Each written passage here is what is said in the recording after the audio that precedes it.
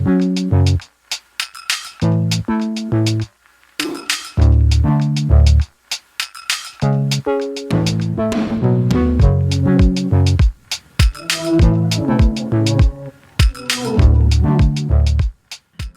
to all of our followers and welcome to this new episode of 5 Minutes.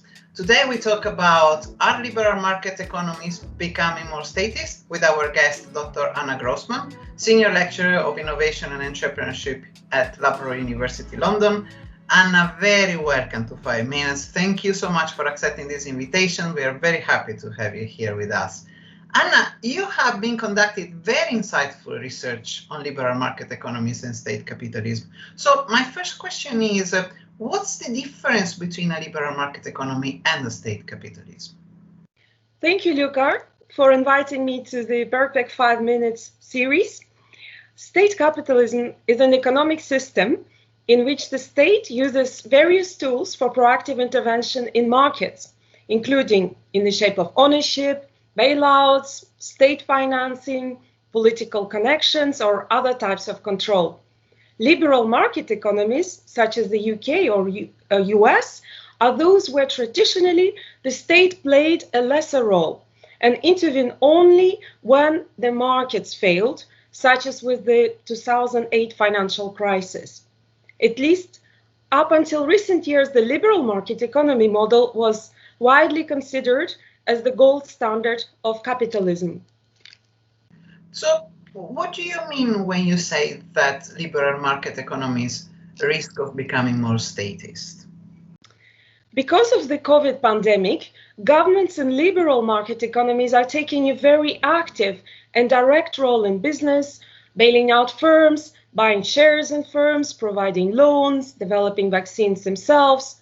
So what these various interventions mean is that we're likely to see an increase in state ownership of assets again.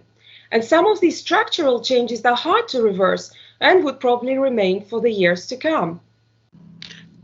So what are, in your opinion, the causes of this trend? This is a great question.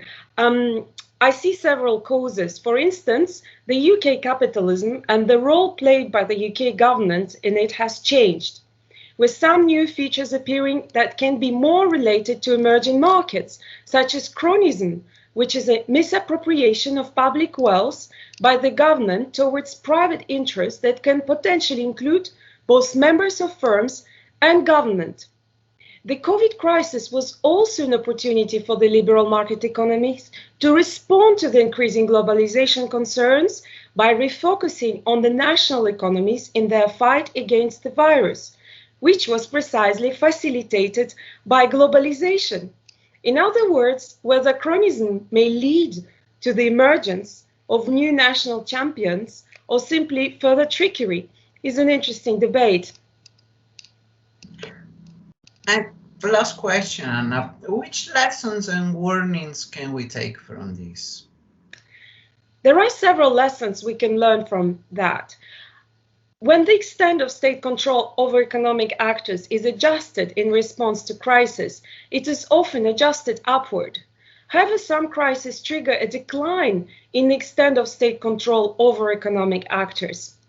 Examples include the oil price shock in the early 70s that forced governments to realize that they can no longer afford to support inefficient state-owned enterprises. Which firms are targeted by state interventions in the liberal market economies is a particularly important question.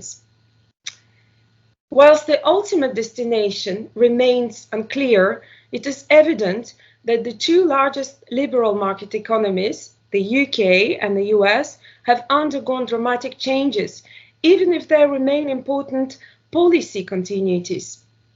There is a variety in the forms that states may act as economic agents in response to a crisis, and there are lessons to be learned from how a liberal market economy may combine segments of market primacy with interventionism, and what structures are there to remain in the longer term. Anna, thank you so much for this very interesting interview. We wish you all the best and we hope to see you here again at 5 Minutes. Thank you very much, Luca. All the best. Thank you.